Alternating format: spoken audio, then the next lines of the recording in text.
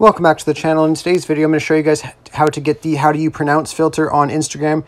Really easy and simple to do. So first things first, you guys just want to head over to your Instagram application and open that up. And you just want to head over to your search and discover page. And you just want to search an account called GU_Christopher.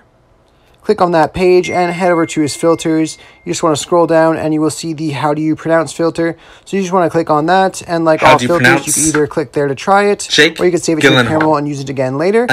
I really hope I was able to help you guys out with this video. If I was, be sure to leave a like and subscribe for more tutorials. Thanks for watching.